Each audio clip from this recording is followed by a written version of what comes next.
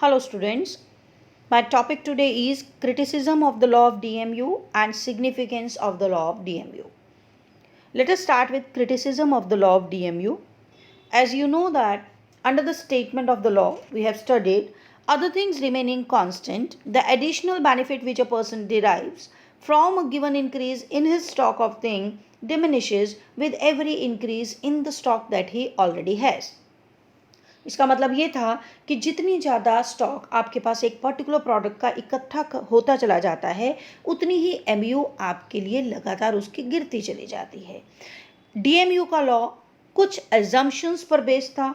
वो एजम्पशंस थी rationality, cardinal measurement, homogeneity, continuity, reasonability, constituency, divisibility and single bond, जिसे मैंने बहुत डिटेल में पीछे एक लेक्चर में डिस्कस किया है।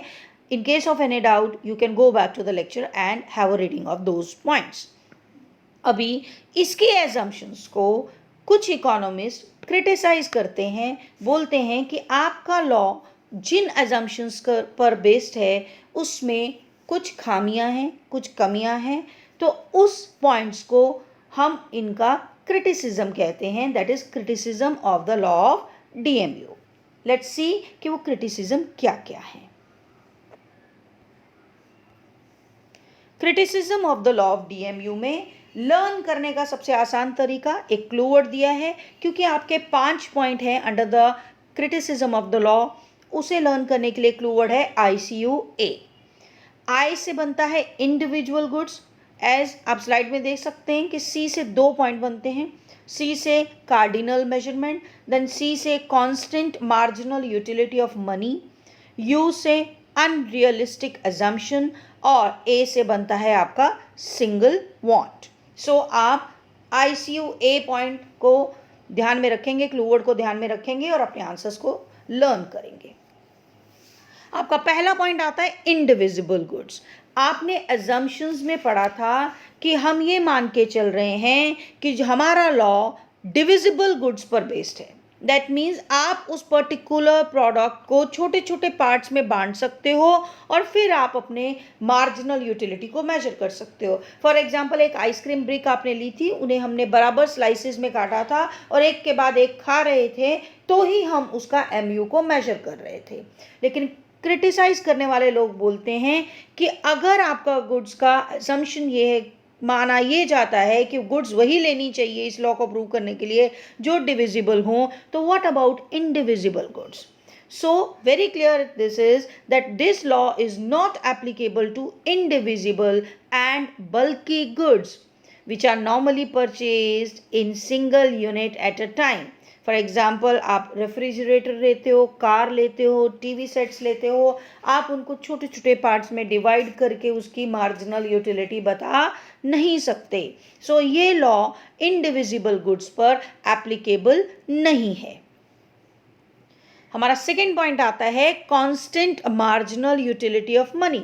The law assumes that marginal utility of each unit of money remains constant.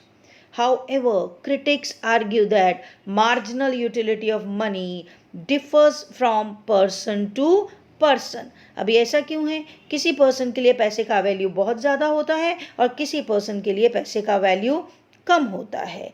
So it is influenced by, obviously marginal utility of money is influenced by changes in prices, stock of money, etc.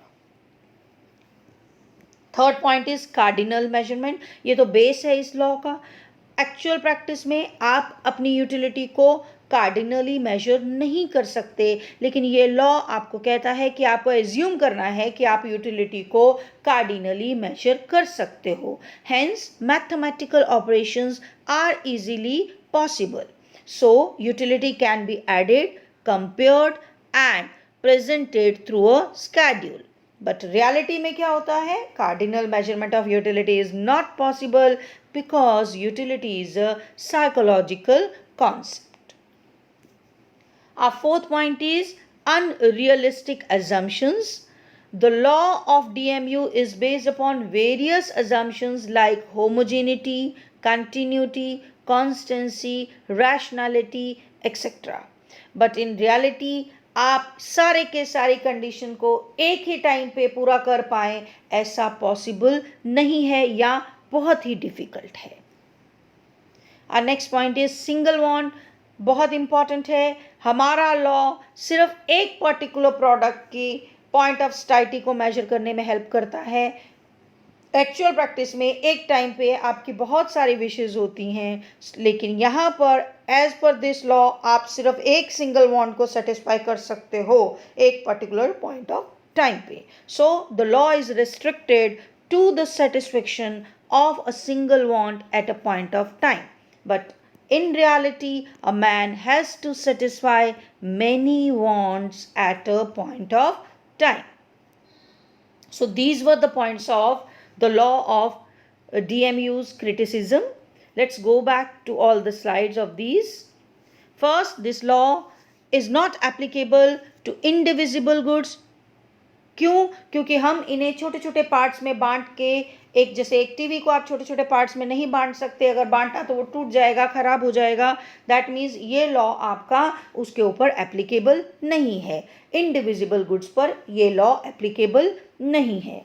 Second point, constant marginal utility of money. ये assume किया जाता है कि money का marginal utility constant रहता है, लेकिन critics ये कहते हैं मनी का भी मार्जिनल यूटिलिटी अलग अलग लोगों के लिए अलग अलग होता है। ऑब्वियसली किसी गरीब पर्सन के लिए मनी का मार्जिनल यूटिलिटी बहुत ज़्यादा होता है rather than a rich person जिसके पास ऑलरेडी काफ़ी सारा स्टॉक है पैसे का। कार्डिनल मेजरमेंट, ये सबसे बड़ा क्रिटिसिज्म है कि यूटिलिटी को हम मेजर कर सकते हैं नंबर में। एक्चुअल प्रैक्टिस में ये पॉसिबल नहीं है because it is a psychological concept. Unrealistic assumptions, बहुत सारे एजम्पशंस को लेकर ये लॉ बनाया गया है और ये क्रिटिसाइज करने वाले लोग ये कहते हैं, क्रिटिसाइजर्स ये कहते हैं कि एक पर्टिकुलर टाइम पर आप सारी कंडीशन को सेटिस्फाई नहीं कर सकते। सिंगल वांट, ये लॉ सिर्फ एक पर्टिकुलर वांट को लेके एनालाइज किया गया है।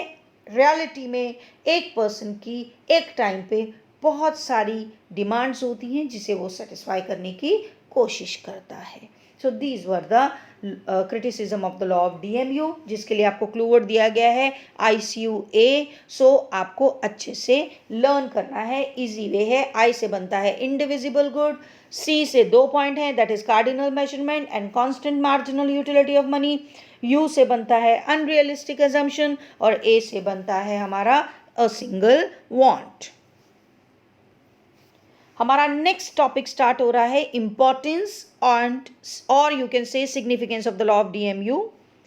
हमारा फर्स्ट पॉइंट है यूजफुल टू द गवर्नमेंट। अभी लॉ ऑफ DMU गवर्नमेंट को बहुत यूजफुल है। कैसे यूजफुल है? Because law creates awareness among the consumers.